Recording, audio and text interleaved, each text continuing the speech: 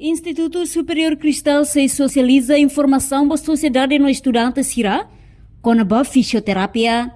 Presidente Executivo Fundação IST, Agostinho dos Santos Gonçalves, afirma: IST assina acordo de cooperação na Universidade Kristen Indonésia, no essa unggul, com a programa fisioterapia NBC Loke e Instituto Superior Cristal. O fisioterapia ini bela nessa oisa nessa nessa assistência baita, mereka solo kela betul manusia itu ane ita bela nessa moras nebe às vezes bela tatur sala ruim, apalagi di timur às vezes joga tokala, nih itu joga kan labo kan itu moras, nebe poin sel conta nih kamu sakura kayak e anuin durante itu às vezes moras gitu mas saibo nebe anuin tama cristal maka primeiro nebe loke fisioterapia ini.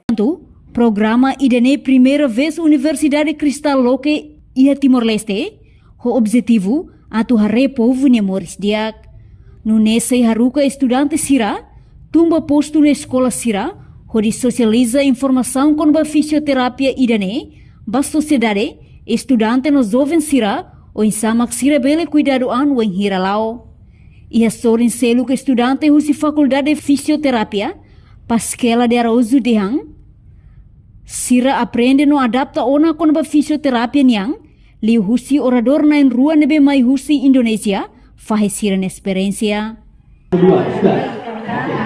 Pertanyaan saya sederhana. Otot apa yang paling kuat di tubuh kita? Otot apa yang paling kuat? Sebutkan apa buktinya? Agora vira né, mas tá muito 2008 masih No Neba Futuro, Sira se implementa programa Neba Comunidade, liu estudante Sira nebe sedau conhece fisioterapia, tamba Timor Uang barak mak sedau compreende, konaba fisioterapia ne rasik.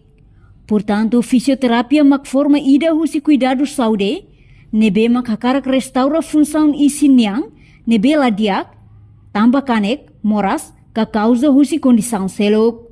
Reportagem Fifanya de Carvalho, Televisão Timor Post.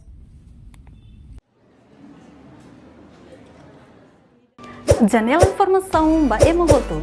Atua tem informação atual dia kliu. Kita haluha. Hane yang botão subscribe, like. Halo comentário no fahe tutang ba media sosial hotu.